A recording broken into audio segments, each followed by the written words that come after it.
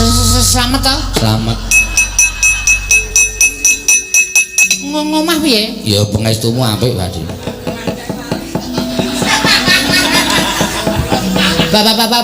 Bapakmu sehat toh? Sehat. Ibumu urang ayu. Pengestune apik. Syukur.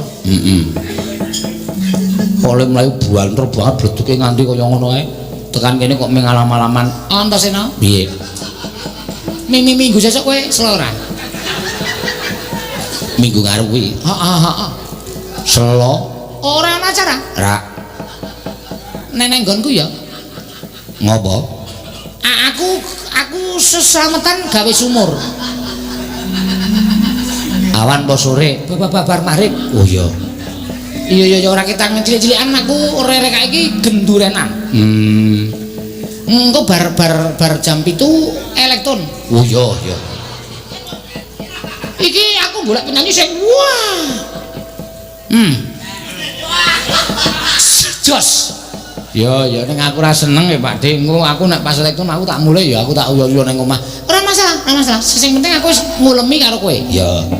Ngono ya? Heeh. Wis penake. Nek perlu aja minggu rawa sempuri jotosi cangkeme. Oh iya. Wis ngono wae, tak tunggu kedatanganmu sesuk Minggu sore. Neng kasatrianku. Suka parisuka. Iya. Kowe pesen lagu apa? Ora pesen lagu. Iki sing lagi apik anu apa jenenge Banyu Aki. Banyu langit. Banyu langit. Mengko tak pisusuke karo kowe. Ya wis, ngatur nuwun Pak De. Padha-padha. Wis ya, penake ya Antasena ya. Kok ora perlu gelut. Kowe mrono mau gelut wong apa? Sing ngarep gelut sapa? Lho. Lah kowe mau sumbar Antasena, aku mrono. Nenek kula manut karo sampean Antasena, mamati jeneng aku tegese niku nantang, ateges gelut. Ning lho ora muni Antasena, aku mrono. Wigatine Ngulemi. oh. Sesampean selo mboten Minggu sore. Acara apa? Gendurenan gawe sumur. Oh, ya selo. Nek selo mang teko, wau Antasena wis tak weling. Antasena kok kowe teko, sengkuni tak kon teko engko jotosono cangkeme. Ngono ya. Kula banget Antasena. Wong tuwa kok kalah karo canom niku nek cara kula rak wirang kok. Ha iya. Ora kaya sampean. Isane ming dawuh. Ambok jajal sengkuni iki perang piye? Awing kuku Kurawa kae pateni, kuku Kurawa kae pateni. Iso wae ming paitan cangkem. Mbok jajal tandangi dhewe.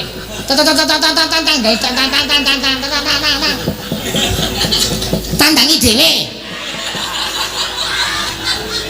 Le tatang tekan kono. Bareng kecekel ukarane lagi balik. Mama tandangi dhewe. Ora mung ngakon truk. Akon terus. Kekarang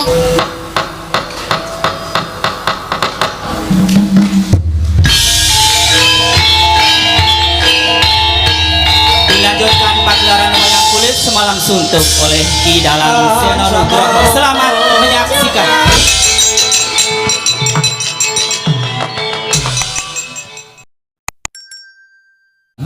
Sawanci-wanci praja paduka katemping paramuka mboten badhe ngepok kunca paduka anak Prabu ingkang bapa ing kematian.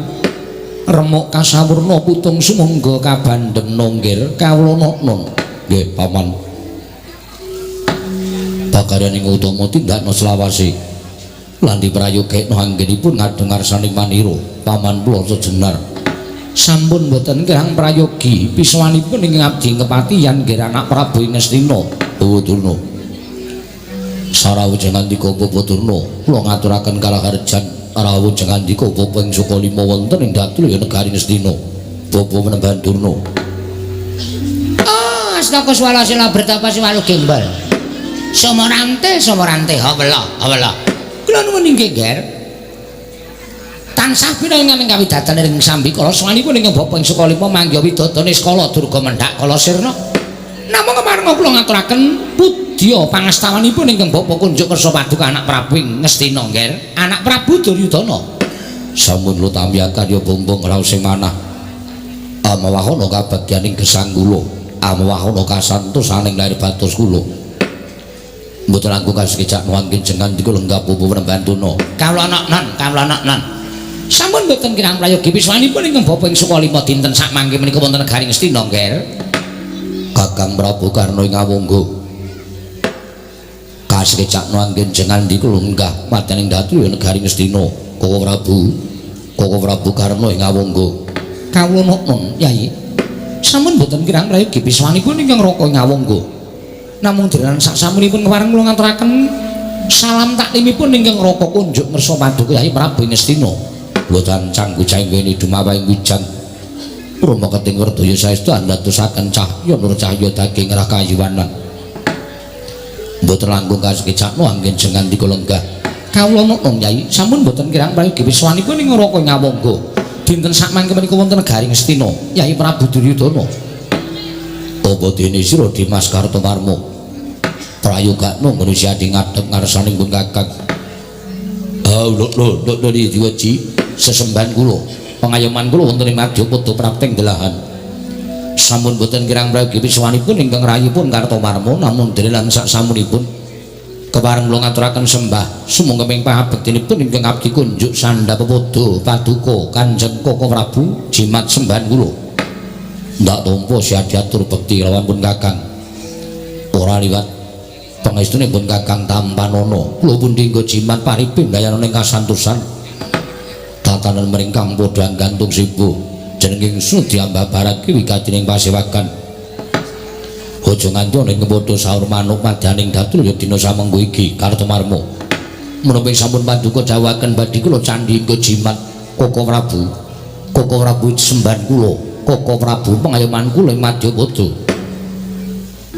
Taman Haryo wonten timbalan nggih Bapak Durna wonten timbalan nggih Kakang Prabu Karna ing Awangga sewu-sewu kalapatanipun ingkang rayi Tadawadana dene ingkang putra wantun ambuyungi dhateng jengandika para sepuh supados dinten sak mangke mlempak madaning Datulaya mongko menika sanes dinten pasewakan ingkang saben dinten dipun wontenaken Ewa dene kasurung nata ling raos ing tan bangkit pinambeng dinten samangke kepareng kula ambuyungi dhateng rawuh jengandika para sepuh mila saderengipun ingkang putra Duryudana mbabaraken wigatining pasewakan mugi suka keparenging penggalih paring pangaksama dhateng ingkang putra ing Ngastina Duryudana anggen kula wantun sumalena ambuyungi dhateng rawuhipun para sepuh madaning datul negari Ngastina Paman kula sejenar Bapak Durna tuwin Kakang Prabu Karna ing Awangga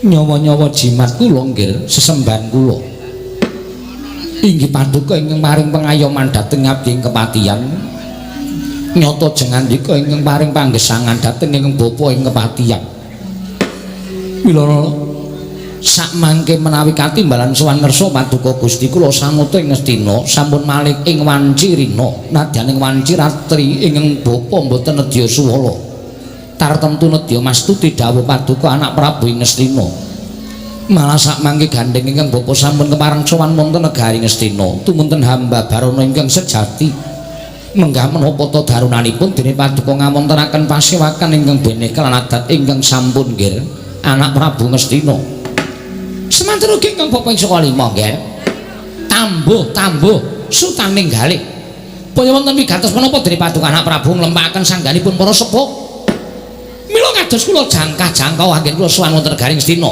pangajaping manah mboten wonten sanes kejawi namung enggal menawi sabda tama paduka anak Prabu ing Ngastina mila gandeng samangke ingkang bapa sampun kepareng sowan tumuntun kula nedya nganglongaken jangga nilingaken karna mastuti sabda tama paduka anak Prabu ing Ngastina nggih anak Prabu Duryudana semanten ugi kula Yai upami kadhawuhan beto barang ing awrat tuwin mlampahing ing tebih badhe nampi dawuh paduka Yai Prabu Ngastina kula mboten badhe suwala kaselak raos sing manah daya-daya kepi-kepi kula nyumurupi menapa ta ingkang dados wigatosipun dene paduka Yai Prabu nglempakaken sangya para sepuh Yayi kula cumadung dawuh ingkang raka ing Awangga Bapak wonten timbalan nggih Bapak Durna wonten dawuh nggih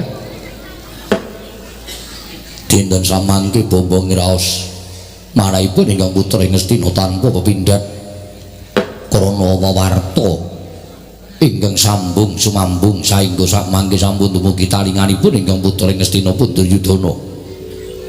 Kabagyan ingkang mekaten menika kula badhe ngucap syukur dhateng ngersanipun dewa kanthi cara menapa.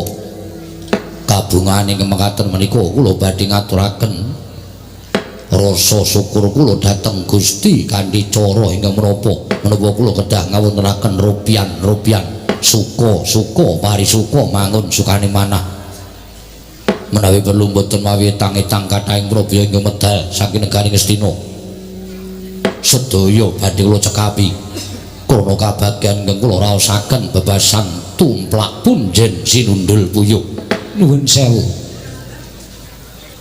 Kadidene paduka menika pikantuk kanugrahan lajeng kabagyan menika kala wau menapa nggih menawi kepareng ingkang bapa ing kepatihan cumadong dawuh paman harus nguri prisa piyambak nadyan kathah ing sami mestani bilih Pandhawa menika kadang kula nanging tumrap Duryudana nganti dumugi jaman menapa kemawon kula nyebat Pandhawa menika satru mungguing cangklakan batos kula boten badhe lega menawi Pandhawa dereng ngatang-atang dados badhang Pandhawa sampun ngantos pinardawa gesangipun.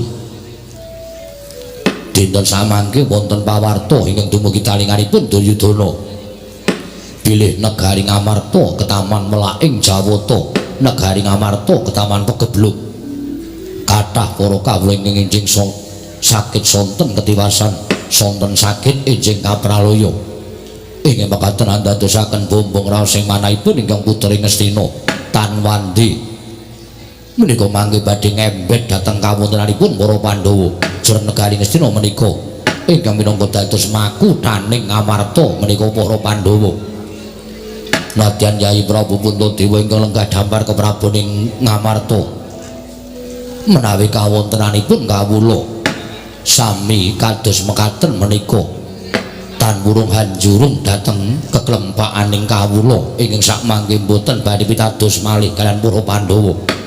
Awit boten saged nyirep dhateng mobal babaling pagebluk ingkang tumanduk wonten negari Ngamarta. Petanganipun ingkang putra Ngastina menawi Ngamarta pinardawa anggenipun ketaman Melaing Jawata kathah para kawula ingkang enjing sakit sonten ketiwasan Tanwandi Ngamarta badhe ketelasan kawula nek negara wis ora diadhep dening kawulane mula inggih badhe saged dipun wastani negari. Monggo wontenipun Alendra menika krana dipun sengkuyung dening sangya para kawula, sangya para nayaka menawi kawulanipun telas krana pegebluk ingkang tumanduk wonten negari Ngamarta. Tan murunga muspra tanpa guna para Pandhawa anggenipun mangun negari Ngamarta. Ingkang mekaten badhe nelangsa pepes bayu kang tapis raosipun para Pandhawa menawi Pandhawa sampun pepes bayu kang tapis ingkang mekaten dangu sangsaning dangu tartemtu badhe saya nelangsa gesangipun kembange wong nelangsa menika namung sakit kembange wong lara menika namung tekaning pati mboten dangu malih kula badhe nyawang Pandhawa menika mangke sirna saking lumahing bumi kroping langit Pandhawa badhe ngatang-atang dados bathang paman kula sejenar jagat Dewa Bathara ya jagat Pangestu. Nuwun sewu nggih. Menapa paduka ngendikaken menika apan kepara saestu. Malah sakmangke tumrap kula menika dados pancatan anggen paduka saged nyirnakaken dhateng para Pandhawa. Liripun sampeyan paring dawuh mekaten. Krana Pandhawa menika nuwun sewu kekebaan pemanggih utawi anggenipun ngasta bawat perintah negari Ngamarta sakmangke nembe menggalihaken dhateng para kawula ingkang nandhang kacintrakan. Mila boten saged gagas kawontenan kasatriyanipun miwah kawontenan kaprajanipun. Nalindra menawi sampun netepi dhateng kewajiban menggali dhateng para kawula menika tumrap kula menika ringkih-ringkihing wong Ngamarta. Werkudara boten saged ngrembak perkawis kasatriyanipun. Janaka ora ngrembug perkara kasatriyanipun. Anak Prabu Darmakusuma ugi tansah menggalihaken dhateng para kawula ingkang nandhang kacintrakan kados mekaten. Menawi cara kula lho nggih, menawi cara kula tiyang ingkang mekaten menika ketingal keringkianipun. Menawi sampun ketingal keringkianipun, menawi badhe dipun colong pejahipun menika nuwun sewu angel mijet poe ngranti suwe banyu sinaring. Boten paman kasinggihan mekaten. Lajeng menawi kersanipun paman Hari Sukuri kados mekaten. Aturipun paman Plasa Jenar kedah kanthi cara menapa kula mejahi dhateng para Pandhawa. Mumpung Pandhawa dinten sak mangke mboten saged menggali babagan kasatriyan tuwin kanindranipun krana menggali babagan kawula ing Ketaman Pagebluk. Nah, menawi jeneng andika ndangu dhateng Bapak ing kematian bab Karti Sampeka menika kula nuwun sewu kula ajrih ngaturaken krana kula menika rumangsani dados tiyang sepuh ingkang cingkranging samubarang kutunging nalar. Nanging ewa semanten panjenengan saged ndangu dhateng menawi cocok kaliyan pemanggihipun ingkang abdi ing kepatihan pun Pati Sengguni. Bawaduna. Wonten dawuh.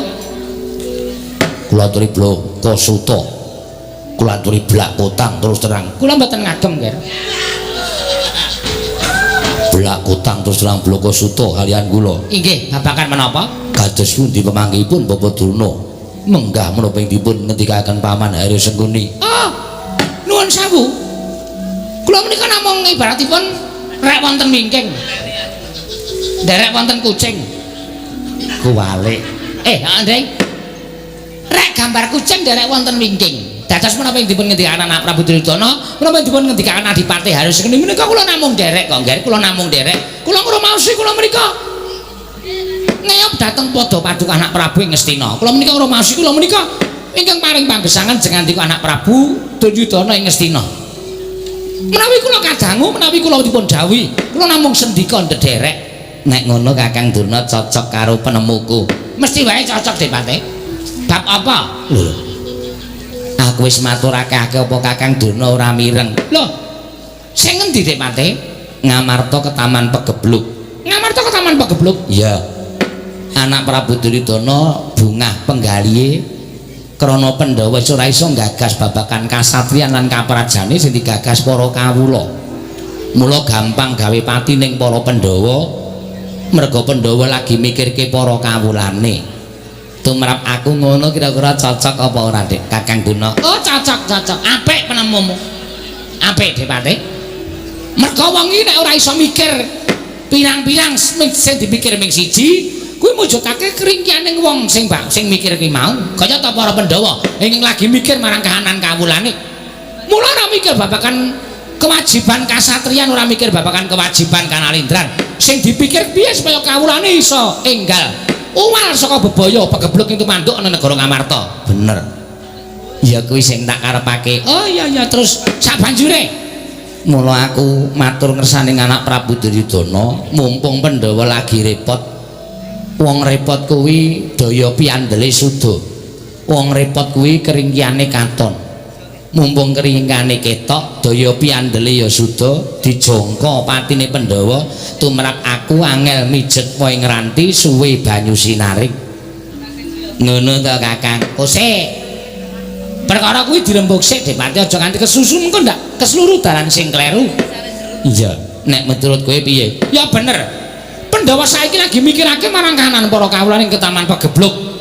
Ning nuwun sewu lho, Dipate. Nuwun sewu. Pandhawa menika beda karo tiyang-tiyang. Pandhawa menika benten karo para satriya-satriya sakliyaning para Pandhawa. Pandhawa menika nuwun sewu. Lantep panggraitane buntas kawruhe. Tur dasare Pandhawa menika kesinungan. Inggih menika jaya kawijayan ingkang linuwih tininggal sak pepadanipun. Mila nuwun sewu nek sampeyan ngendikake mumpung Pandhawa lagi mikir kawulane, Pandhawa ora iso mikir marang kahanan praja Ngamarta digepuk perang. Ra ngaten to karo sampeyan? Nggih, leres ngoten niku. Pandhawa digepuk perang ora tata-tata, tumuli Pandhawa gampang nggone dipateni, ngoten to? Nggih. Merga Pandhawa lagi mikirake para kawulane, mula Pandhawa ora samapta gati saweging diri. Nek digepuk perang negara Ngamarta, Pandhawa mesti mati, ngoten to? Nggih. Wit gedang wah pelem pakel. Omong gampang ning lakoni angel. Lah nuwun sewu lho, saniki contone mawon, Pandhawa niku marambah kaping-kaping ora gagas kalawan kasatriyane. Jaman Pandhawa dibuang tengahing alas. Sampeyan bola-bali gawe karti sampeka supaya mateni para Pandhawa. Napa ya kelakon? Ora tau kelakon. Jaman Werkudara ijen. Sampeyan ngapusi Werkudara, mang wenehi omben-omben nganti Werkudara mendem terus mang bondo, mang ceplungke teng sumur upas. Napa Pandhawa mati? Ya ora mati, malah entuk kanugrahan tirta rasa kunda. Nggih napa mboten? Nggih. Contoh kedua. Mbok basa Jawa mawon. Wayang niku kula disenengi niku basane kudu campur-campur. Oh. Nggih. Sing kaping kalih Depate nalika sampeyan njlomprongke Werkudara Bratasena babat Wanamarta. Nggih ta? Nggih. Ancasing gegayohan sampeyan nangka sampeyan Bratasena men mati dipangan para jin setan sing mapan ana ning Wanamarta. Ning pundi? Ana sing doyan mangan daginge Bratasena? Ombe getih Bratasena mboten wonten. Malah Bratasena entuk kanugrahan ing menika wujudipun negari Indra Prasta yasaning Sang Hyang Bathara Indra sing yasa inggih menika pun Jem Citrasena Jem Anggaraparna. Sampeyan ngerti kelingan ta niku? Kelingan Kakang Duna. Terus sampeyan ngojo-ojoki kula dak jaman banyu suci Perwitasari. Nggih. Kula dianggep nyawiji ngetek serangga nebu sauyun kali Bratasena. Anak Prabu Duryudana duka kali kula. Dianggep kula menika menehi kelodhangan karo Bratasena, menehi ilmu-ilmu ingkang migunani tumraping Bratasena. Ning nalika semanten sampeyan kula ken mbuktekke. Bratasena kula ken munggah wonten ing gunung Reksamuka, wonten ing alas Tik Brasara. Papanipun wonten ing Guwa Sigrangga. Bratasena kula ken golek inggih menika wujudipun kayugong susuhe angin. Ning niatipun anak Prabu Duryudana dawuh kalian kula supaya Bratasena diloropake ana juranging kasangsaran, juraning pepati. Bratasena ora mati ketemu karo Bathara Bayu. Nggih mboten. Entuk wujudipun langkap Bargawarastra kalih sesupe sesotya mani ing Candrama. Ora tekaning mati ya tetep malah waluya nirmala temajati jati temah mulya. Nggih Kakang Duna. Terus dicemplungke segara. Napa wonten wong golek kanugrahan kok nyemplung segara? Mboten wonten. Niku merga saka akaluke sampeyan. Kula ya mung manut kula ngendikani nadan niku mbadal saka kabrahmanan kula. Ning merga saka mademan tepis Bratasena. Bratasena ora tekaning pati ana segara ketemu karo dewane Bathara Ruci Bathara ya Dewa Ruci entuk wujuding sastra cetha paripurning wangsit. Ngelmu kasampurnan, ngelmu sangkan paraning dumadi. Nggih. Kakang Durna leres pangendika sampeyan. Lah menika Depate mula aja gumampang, sampeyan aja gampang terus. Saking perkara niku ora kok gampil dirembuk. Waton dirembuk tanpa nganggo petungan sing ganep, ora digelar lan digulung. Menika mangke malah menawi panjenengan menika lajeng ginakaken cara-cara sing ora prayoga. Mongko Pandhawa lagi repot. Terus digebuk perang. Menika mangke malah mboten prayoga kedatosanipun Depate. Nggih Kakang Duna. Oh Duna. Wonten dawuh. Lagi saking mangke patuko. Oh Duna menika kados pundi? Kula nuwun sewu nggih kula mboten saged matur. Jernyatanipun Kurawa menika siswa kula, Pandhawa menika siswa kula. Sampun ngantos kula menika dipun sebut banci di Bansiladan. Ewadene prai wonten dawuh pangandika paduka anak Prabu Ngastina. Tartemtu kula nyagahi, kula saguh mboten badhe mingko, Gen. Matur sembah nuwun Kakang Prabu Karna. Wonten dawuh Yai. Kula nyuwun dawuh saking Kakang Prabu Karna ing Ngawangga. Kula nuwun sewu. Menawi saking pamrayoginipun ingkang ngaraka ing Ngawangga. Paduka Yai Prabu menika tasih kadang kadhianipun para Pandhawa, paduka menika tasih wonten sambung kulit daging kalian para Pandhawa. Nggih. Menawi negari Ngamarta ketahuan pegebluk menika mesinipun paduka Yai Prabu mbudidaya anyirep mubaling pagebluk niku manduk wonten negari Ngamarta. Kok ngaten? Lho nggih. Menawi mangke Ngamarta menika sampun nirmala waluya temah jati, jati temah mulya. Tumunten paduka mbuang layang penantang dhateng negari Ngamarta dipun tantang para Pandhawa. Endi dada nyadada. Ing mekaten saged dipun mestani bilih Nalendra Ngastina menika panci watakipun satriya sampun ngantos paduka mbinangan kalodhangan Pandhawa nedheng ketaman welah ing Jawata tumunten paduka anggecak perang wonten negari Ngamarta. Waduh Yayi nyuwun mapunten. Doh nyono cerak nyono sami mestani yen to Ratu Ngastina menika wong wadon pepinjungan ora wani adu arep kalian para Pandhawa. Menika mangke badhe sumebar warata saindenging jagat lho Yayi. Mrika mboten pangling kadidene sowanipun anak kula ing Randu Kumbala pun Antasena. kula piyambak ugi gumun nggih menapa sababipun dene wayah kula pun Raden Antasena sowan wonten negari Ngastina janur gunung Kadingaren tumunten katimbal menapa wigatosipun nggih Paman kula sejenar katuran lenggah ingkang langkung prayogi kula ngestaken dawuh anak mursid iso mikul dur mendem jero karo wong tuwa aja mung kandhek ana ing pangucap nang kababaro dadi pakarti Antasena padha raja sak pratamu nggih cah bagus berkah pangestune Pakde Duryudana selamat tekaku Pakde aku ngaturke sembahku katur yo tak tampa ora liwat pangestu ning wong atuh amung Astina Tampanono tak gegem dadekake jimat wayah mas katuran karaharjan rawuhipun nggih simbah ploso jenar selamat tekaku Mbah aku ngaturke basaku katur ya Mbah kula tampi nggih kula tampi sinten ingkang nderekaken ya mung ijen wae kok Mbah nggih dipun sekecaken anggenipun lenggah wis ora kurang kepenak praptaku ana negara Ngastina simbah patih ploso jenar gandak bleguduk soal gembol semorante hawala Antasena kuwi padha raja sak pratamu nggih putuku cah bagus putuku cah Dlonet Antasena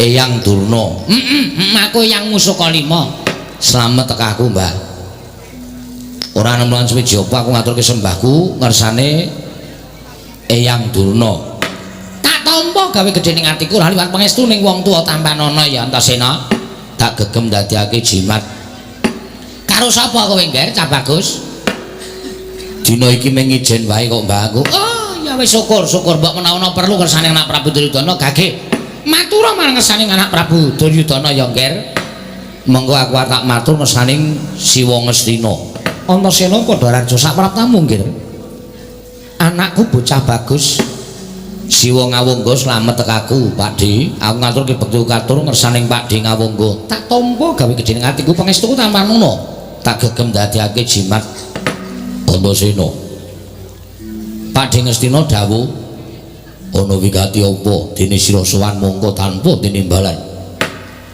sing gedhe pangapuramu ya Dik sowanku ana negara Ngastina iki nuwun sewu nadyan iki nedeng pasewakan aku gawe kaget penggaling Pakde Duryudana ning arep aku wis matur aku nuwun sewu yen to sowanku iki ora ana perlune karo Pakde Duryudana ora ana perlune karo panjenengan ingsun ora perlu apa sowan ana ing negara Ngastina aku mau jane ora niat ning negara Ngastina ning gandeng jujuk Sukalima ya kuwi ning ngene mbahku Simbah Durna Sukalima kok lawange digrendel Simbah Durna ora ana monggo bareng aku takon karo cantrik-cantrik jarine sowan ning negara Ngastina mula terus aku jujul ning negara Ngastina jujuk Datulaya umbul-umbul iki terhang ngendanu ning kutha negara Ngastina kacena Pakde nedhenganake pasewakan tanpa taliwara aku terus munggah Datulaya mula sing gedhe pangapuramu ya Dik kula dadi ngopo cah bagus isih gedhe palimar maningsun tumrap jeneng sira matur sembah nuwun dadi sowanku iki arep ketemu karo Eyang Durna wigatine apa Antasena ana wigati sing bakal tak aturake marang Eyang Durna Bawa Durna wonten dawuh nggih Antasena sowan mboten betah kalian kula lho betah kalian sinten betah kalian Bawa Durna lho kalih kula inggih kasinggihan mekaten Antasena piye Mbah apa panjenengan kepara nyata sowanmu ning negara Ngastina kuwi ora butuh marang panjenengane anak Prabu Duryudana ning ana wigati karo Eyang Musukalima heeh ana apa nggih mula aku ki mau njujuk ana ing Sukalima kok ora ana suwung simbah neng kene panjenengan aku wis isuk mau aku sowan ning negara Ngastina oh sing ning ngarep ming Mbah Putri do ditunggangi cah cilik-cilik ya wis men karang mbahmu kae sok metu dhewe tanpa nganggo taliwara mesti tanpa taren karo aku mesti klicak-klitik ning ngarepan ya wis ben nek ora mangani tandurane sapa-sapa Antasena ya isih tertib syukur sabanjure apa Antasena aku sowan Pak Simbah Durna ki nampa dawuh ngendikane bapak oh Bapakmu Werkudara? Heeh. Ditimbali ana ing kasatriyan Jodipati bapak dawuh karo aku. Antasena, kowe ngerti kahanan negara Ngamarta, kawulane ke Taman Pegebluk, akeh wong esuk lara sore tekaning pati, sore lara esuk ketiwasan. Cethekulan ora iso tukul, sandang pangan sarwa larang, mula ora aneh nek Ngamarta akeh korban. Kanen sing kaya mengene iki dadekake sedih wong tuamu kabeh. Monggo kowe ngerti, wis ora kurang-kurang nggone ngrawake Brahmana Winasih Sewa Sugata nimpuna resi ing diatur rawuh ning negara Ngamarta. Parandene gagar wigar tenantuk karya ora iso nambak lakuning Pegebluk sing tumak tanduk negara Ngamarta.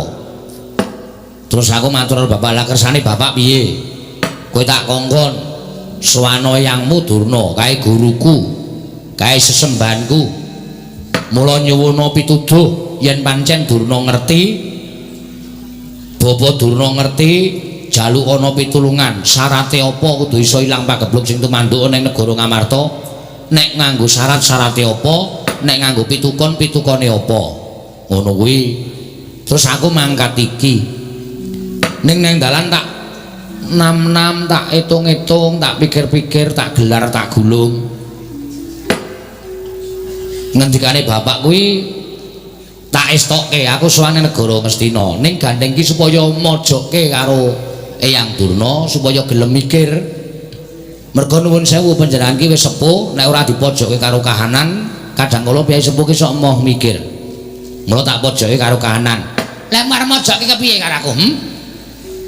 Eyang Durna tak aturi paring dawuh, srana apa sing kudu tak tindakake lan Pandhawa tindakake supaya negara Ngamarta waluya nirmala temah jati, jati temah mulya, ilang Pagebluk sing tumanduk ning Praja Ngamarta. Eyang Durna kudu paring dawuh, syarate apa, seranane kepiye. Nek Eyang Durna iso ngaturake aku matur nuwun, tak anggap Eyang Durna ki pancen gurune bapak. Yen perlu wiwit dina iki Antasena arep meguru karo Eyang Durna. Kuwi nek iso ngaturke. Nek ora iso wiwit dina iki Eyang Durna kudu lunga saka Ngastina. Wiwit dina iki Eyang Durna kudu lunga saka negara Ngastina. Kok sik ta, kowe iki nek ama mbok nganggo tatanan. Tatanan piye?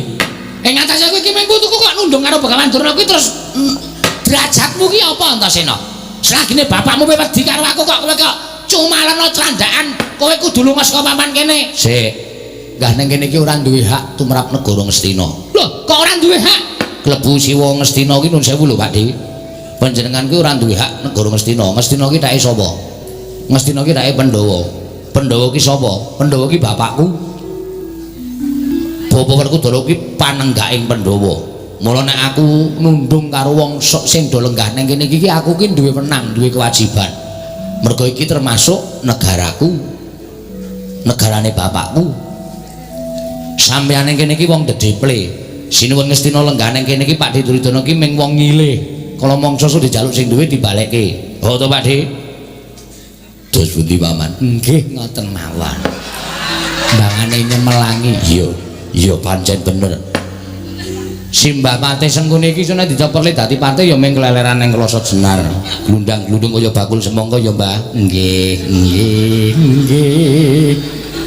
Aku ki anggere ketekan wong siji kok atiku kok tratapan.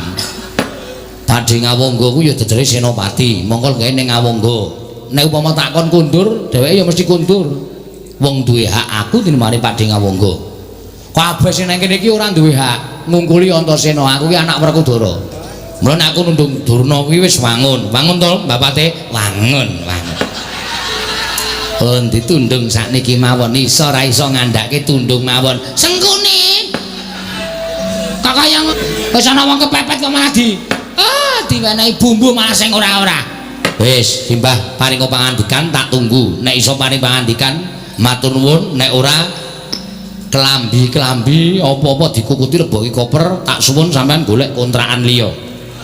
Wis ngono wae aturku, tak anteni ngendikane Simbah Begawan Durna. Kandha blaguduk suara gembel sumarante. Habala.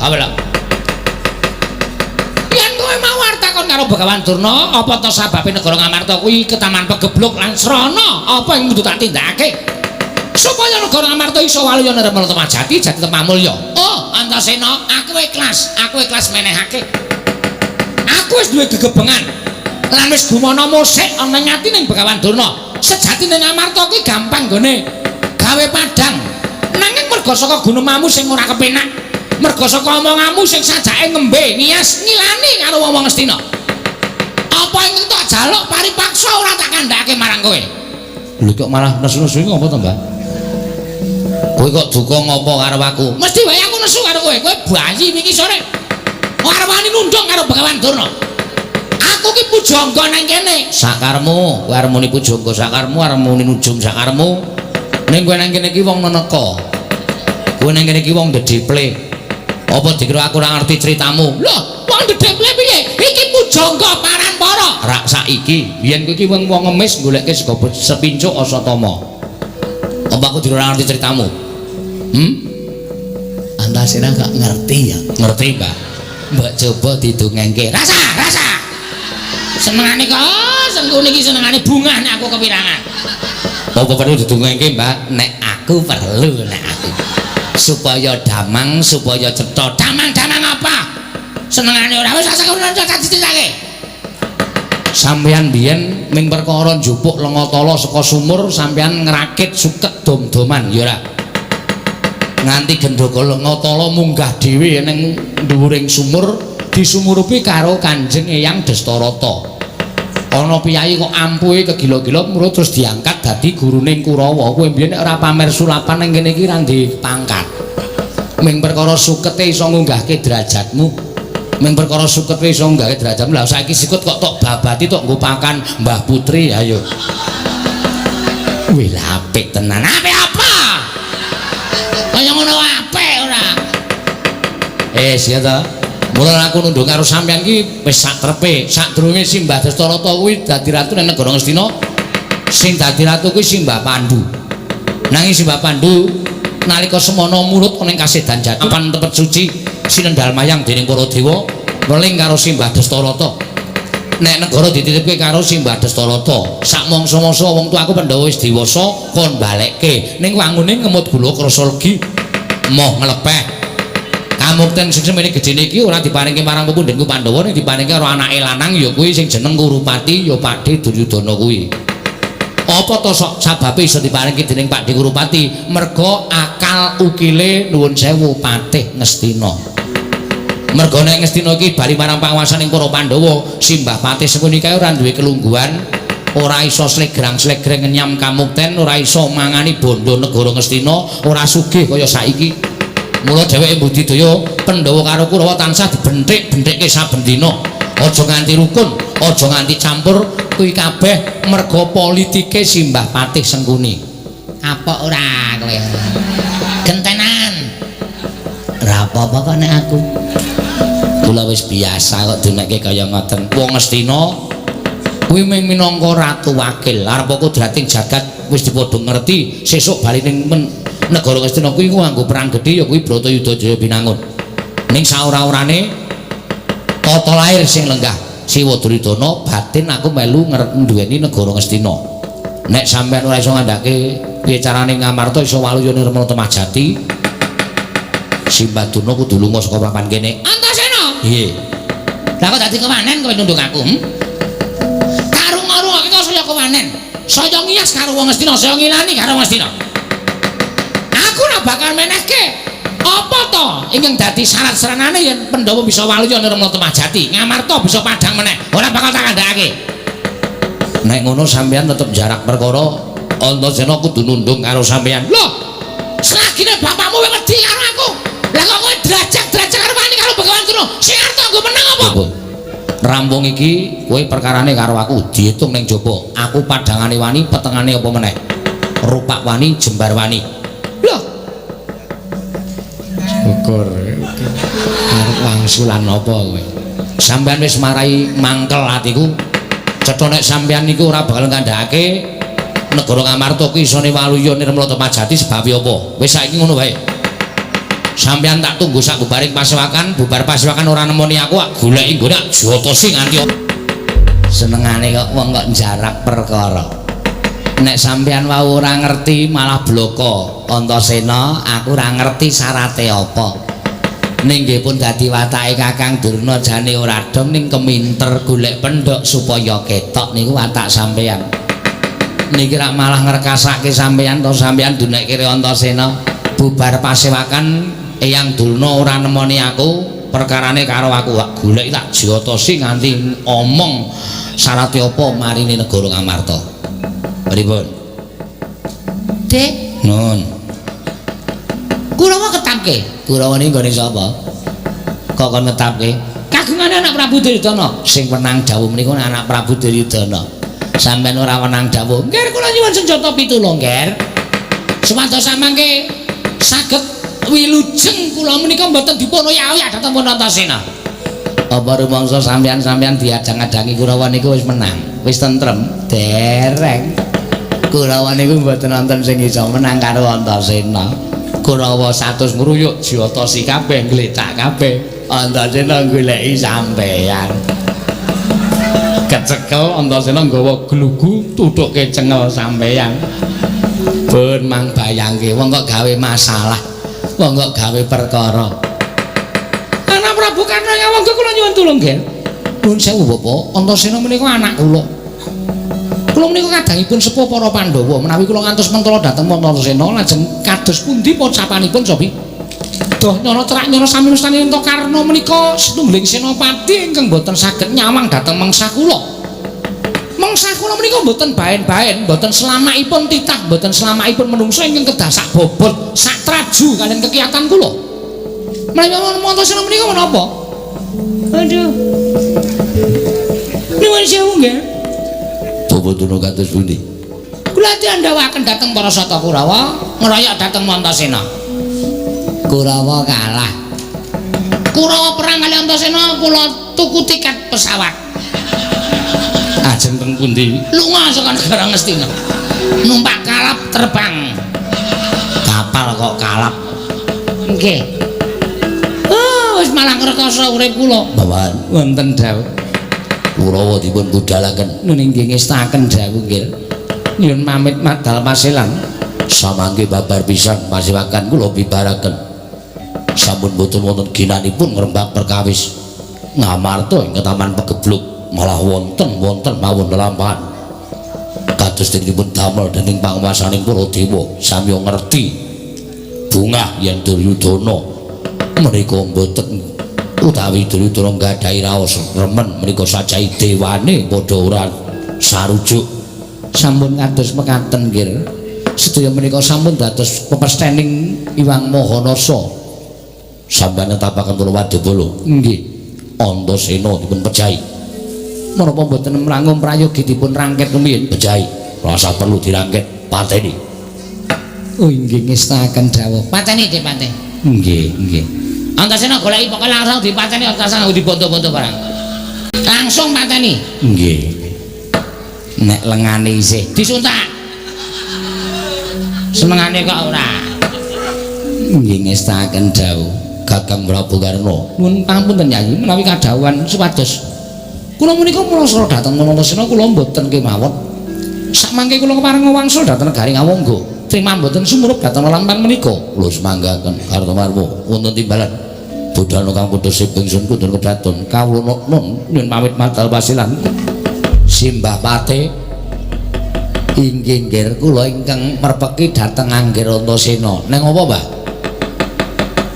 Gowa jeblos gelas papan Kurawa tumbahe ngrapi jati ngarang bayi megar kaya jamur barat. Iki Pak Di Kartomarmo, yo nggih Antasena anakku lanang cah bagus. Simbah Pate aku tak nyuwun mriksa sampeyan kena apa kok ngetapi para Sata Kurawa. Iki menika ngaten nggih nggih. Kula nampi dawuh timbalanipun ingkang eyang nggih menika pun Begawan Durna. Piyambakipun prasaja bilih boten saged ngendikaaken menapa ta srananipun supados negari Ngamarta menika saged pulih kados wingi uni. Malah ingkang eyang Begawan Durna nalika semanten dawuh kaliyan kula supados ngetapaken para Sata Kurawa. Sampun ngantos jengandika wayah Mas Antasena menika ngganggu damel dhateng gesangipun Kakang Mrembandurna. Panjenengan kadhawuhan kundur meraih panjenengan boten kersa kundur sak mangke Kurawa dipun dawuhi ngeroyok panjenengan. Lah rak tenan to. Ora lidhok ujari wong daplok. Kurawa ora pisan ora pindho mesti gawe perkara. Aku niatku apik-apik ning negara Ngastina takon karo Yang Durna. Ning mesti-mesti anggere sapa sing suwane negara Ngastina mesti diangkah patine, diangkah cintrakane. Mbah, wonten dawuh nggih. Ngene wae. Gandeng sampeyan didhawuhi karo Yang Durna aja nganti gawe gelo penggaling Yang Penemban Durna. Kurawa nek maju aja mbaka siji, ketanggungan. Nek ming Pak D Kartomarma mungsuh aku tak jami ora nganti 6 menit modar. Mula kabeh sisan kon maju kon ngroyok Antasena, malah aku supata. Aku upata aku sumpah nek Antasena kalah karo Kurawa, aku meguru karo Kurawa. Aku didadekke abdi nek Kurawa nggo kongkonan ngalor ngidul suwene 20 taun. Ning nek nganti engko Kurawa kalah aja mbok salahke Antasena. Nek akeh sing mlebu ana ing IGD.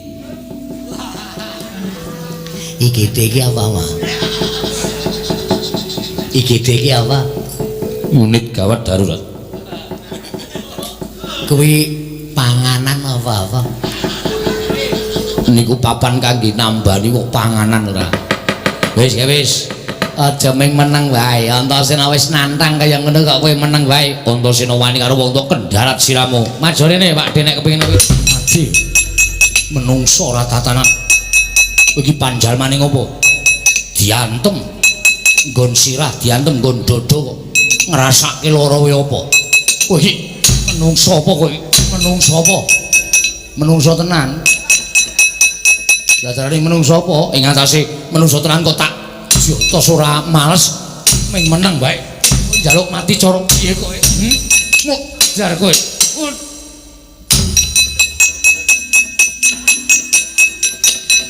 Panas dhewe tanganku.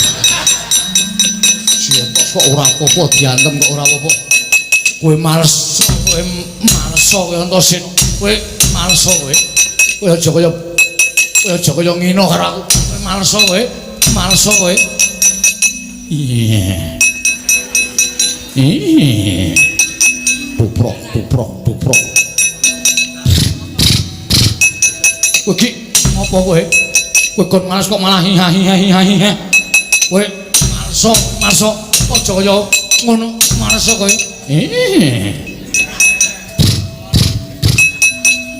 Duprok. Kowe saya ngino harus otomo.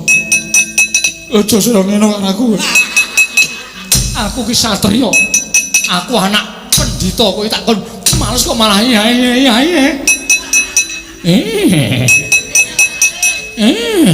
Duprok. Kowe karmu apa? Aku wegane carane kaya ngono.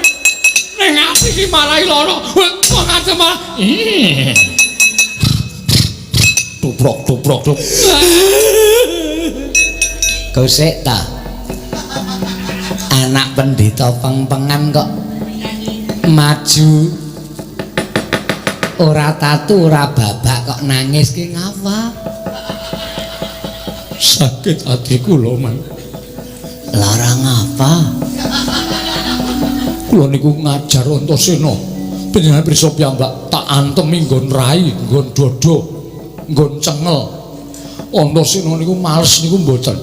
Nganti kula tantang Antasena, males aku isin. Antasena males mboten. Lah kok nangis? Mboten males ning ngenten iki, Man. Kula antem niku meneng mawon mripate ndelik ngenten iki, mendono ngenten iki, Man. Kalih ngenten iki. Iya. Terus iki ngenten iki, duprok. Terus cangkeme. Kula niku dingonten kene niku ati kula kaya diiris-iris, Man. Lara. Mula kula trima bali nangis. Lalah. Bejamu nger. Antasena iki bayi wingi sore sik ngandani sapa ya? Sing ngandani napa, Man? Antasena ngono kuwi iki kowe lara atimu wis wangun. Sebabe Sebabe Antasena iki ngece karo kowe. Nek kowe iki anak jaran. Man. Sampeyan pun sembrono. Sampeyan nomor makon iso ngucap aja ngawu gawar ngawur. Lho niku anak pendhita. Pirak bapakmu? Nggih. Nek mbokmu jaran. Lho jarine widodari. Widodarine keleke wafat. Alias jaran. Napa nggih, Man? Omongi kok. Aku kuwi mbiyen seksi naib. Ijabe bapakmu ya aku seksine. Lho. Terus le ngandang cara napa? Ah, kowe nek ngerti golek ana ning album foto.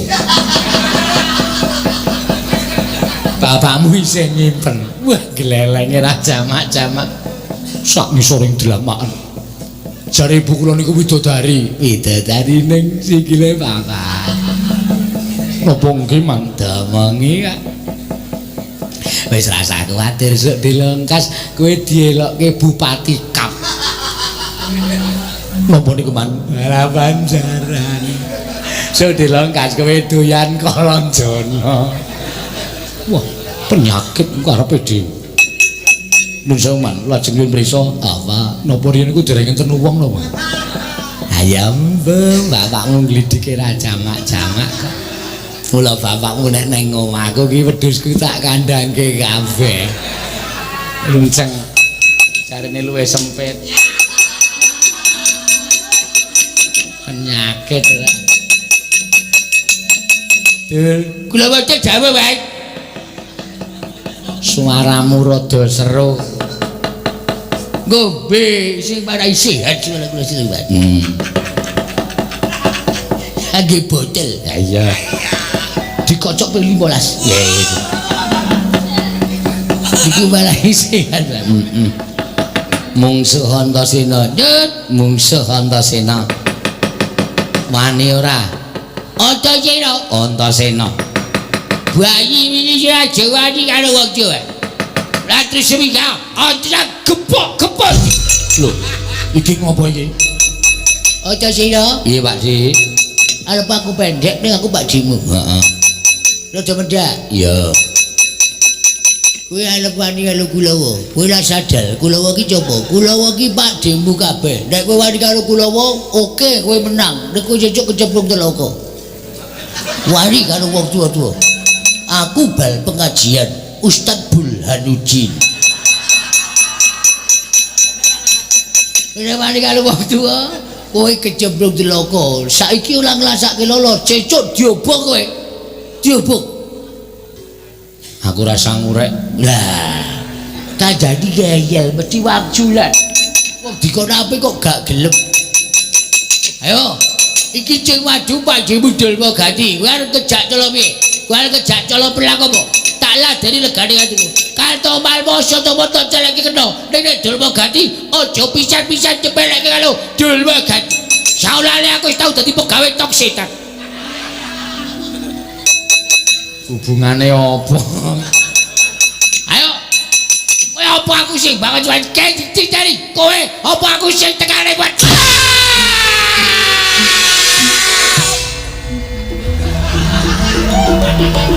Aduh. Aduh. Aduh. Sikul. Masuk. Tak keke bat. Tak keke. Tangeke. Tak keke bat. Apa wis ra iso tangi dhewe. Aduh. Aduh. Nih tangi ini. Piye cerita kabare? Kabar buluk. Wis ketok wong kowe tibane wae nganti kepletre kaya ngono bajiku lho Antasena. Anak welku dolan ampuh-ampuh ya, Mas. Antasena kowe wani karo aku karo padimu kowe wis bles. Kowe ngantem kuwalik. Kula diantem. Kudune iki kowe ndisiki. Kula lagi omong ya, Mas. Lagi omong bajul lai kula bengok sak kayange. Oh, niku le meneng jejeli sikil cangkem kula. Maslep ngono. Ukune Antasena ileng-ileng. Ambune. Ala pamamu ketemu lumut. Iya. Barang niku kula glecak man. Terus dicak terus. Barang niku kula glecak. Kula nglekani Antasena mumbul duel banget. Nibuani dada kula Pak jelek kula nganti bawa bajiku. Ha ta nggih. Barang niku kula dicandak jelek kula bleseke karo duantel sak kayange blek kontal man. Weh. Tekan kene mau nggih nggawa gaman. Nggawa gaman. Nggawa tumbak apa godho? Antasena kepruk godho. Punah males. Males. Kok males? Ulah-ulah ora apa-apa. Antene kula gake godho, kula gake tombak, ulah-ulah kula tetep kalah. Males ulah. Iki penonton jek akeh lho. Penonton iki jek akeh. Kowe ra isin apa? Kowe iki Pak Dene Antasena bayi wingi sore kok kalah karo bayi wingi sore. Kowe ra isin. Wah, kula kok biasa. Ra isin. Lah, izin digo melem ilang. Kula niku nek utange melem pun kajenge. Sapa meneh ya? Sing gurung ketok.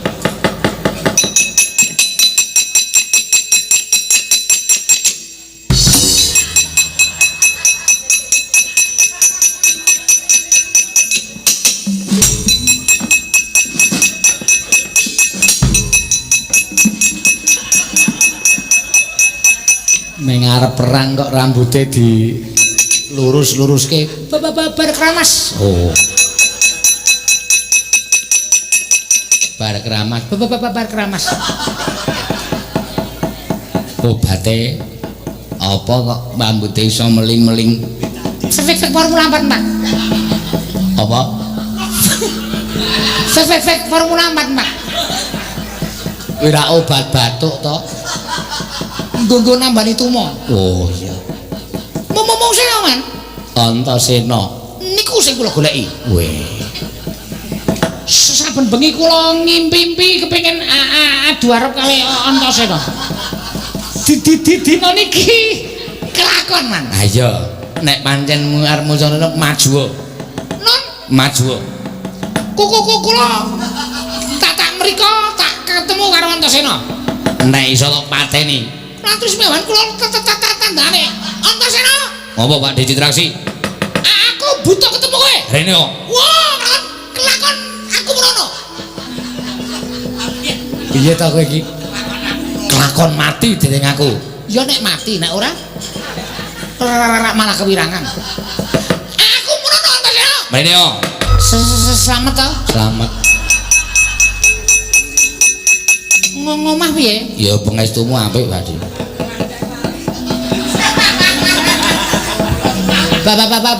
Bapakmu sehat toh? Sehat. Ibumu orang ayu. Pengestune apik. Syukur. Oleh mlayu buanter banget bleduke nganti kaya ngono ae. Tekan kene kok mengalam-alaman. Antasena. Piye? Minggu sesuk kowe selora. Minggu ngarep kuwi. Heeh. Selo. Ora ana acara. Ra. Neneng nggonku ya. Ngopo? Aku seslametan gawe sumur. Awan apa sore? Babar maghrib. Oh iya. Iya ora ketang cilik-cilikan aku rerek iki gendurenan. Engko bar jam 7 elektron. Oh iya. Iki aku golek penyanyi sing wah. Jos. Ya ning aku ora seneng ya Pak De. Engko aku nek pas elektron aku tak mulai ya aku tak uyo-uyo ning omah. Ora masalah. Sing penting aku wis ngulemi karo kowe. Ya. Ngono ya? Heeh. Wis penake. Nek perlu aja mingkura wasem kuwi diotosi cangkeme. Oh iya. Wis ngono wae, tak tunggu kedatanganmu sesuk Minggu sore. Neng kasatrianku. Suka parisuka. Iya. Kowe pesen lagu apa? Ora pesen lagu. Iki sing lagi apik anu apa jenenge iki? Banyu Aki. Banyu langit. Banyu langit. Mengko tak pisusuke karo kowe. kowe. Ya wis, ngatur nuwun Pakde. Padha-padha. Wis ya, penake ya Antasena ya. Kok ora perlu gelut. Kowe mrono mau gelut wong apa? Sing arep gelut sapa? Lho, lah kowe mau sumbar Antasena, aku mrono. Nenek kula manut karo sampeyan Antasena, mamati jeneng aku tegese niku nantang, ateges gelut. Heeh. Ning kula ora muni Antasena, aku mrono. Wigatine Ngulemi. oh. Sesampeyan selama mboten minggu sore. Acara apa? Gendurenan gawe sumur. Oh, ya selo. Nek selo mang teko, wau Antasena wis tak weling. Antasena kok kowe teko, Sengkuni tak kon teko engko Jatasana cangkeme. Ngono ya. Kene, mendak kena gajul dasmu kene.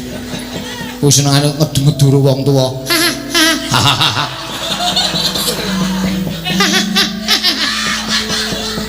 Oh, lha niku nek ana sesampeyan teko niku seneng. Ora lah kok kowe ra iso perang apa? Perang entuke apa? Perang entuke apa? Antasena niku padha karo anak kula dhewe. Nini kok anake Werkudara adik kula. Mula nek kanthi kula wani karo Antasena, ya nek menang, nek kalah apa ora isin? Tuwa kula man. Tuwa kula banget Antasena. Wong tuwa kok kalah karo Canom niku nek cara kula rak wirang kok. Ha iya. Ora kaya sampeyan. Isane ming dawuh. Ambek jajal sengune iki perang piye? Lawing kuku Kurawa kae patene, kuku Kurawa kae patene. Iso wae ming paitan cangkem. Mbok jajal kandangi dhewe.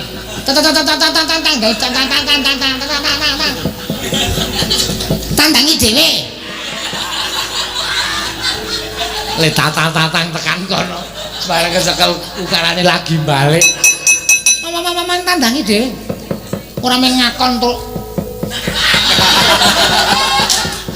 Akon terus.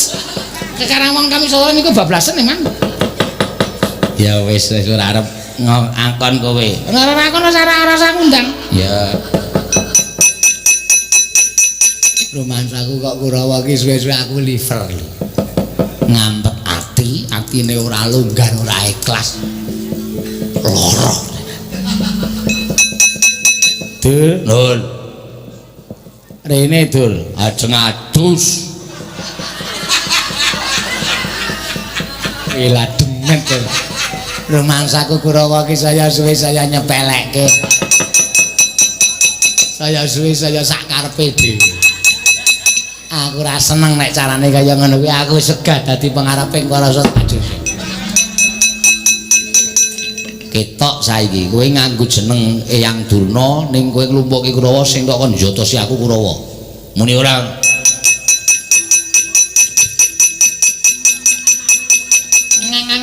Aku.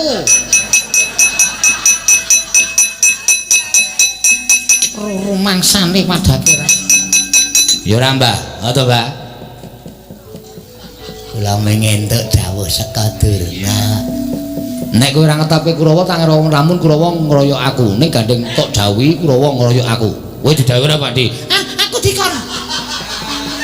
Aku dikon karo paman Pate Sengkuni, Cici Traksi kowe mateni Antasena. Nek kowe mateni Antasena, Antasena iso mati, kowe entuk hadiah. Ngono kuwi. Apa apik omongan sing kaya ngono kuwi? Apa apik omongan sing ngono kuwi? Sampeyan ki wis tuwa lho. Sampeyan ki wis tuwa lho. Oh, pangan codot mudar. Lho, arep wujude kaya ngene ning Pakdeku iki sing paling tak tresnani di antara Soto Kurawa. Di antara. Wong ora tau gelem perang, nek mungsuhe anake dhewe malah ora gelem jotos ki malah wong apik. Mang rungokke, Man. Mang rungokke. Beda karo kowe. Beda. Wis tuwa, Nakal. nek dawuh Kurawa Sapenake dhewe. aku upama dadi Citraksi. Ora. Niki Citraksi. Aku ora marah yo. Aku diwarai yo. Pate sebaleke. Kowe ngopo kowe? Lah. Kowe ngopo jotos mak cilik? Sesengit. Gagawane mung doa dawuh. Saking jengre jotos sisan. Oh kon jotos. Dikon Antasena. Dikon Antasena kok gelem kowe? Antasena kan ponakanku. Wah, sale rampun. Padhake wedi. Aku yo tok padhake wedi. Rumangsa kesengus. Ayo. Kowe ngejak apa? Anggepe kula. Udus. Iso doleren ora? Ora iso laen gu karepe dhewe. Mangkelake.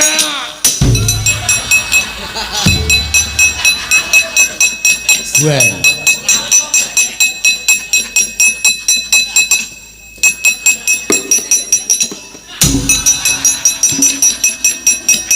Asem kalah cepet le tangi. Iya. Citraksi.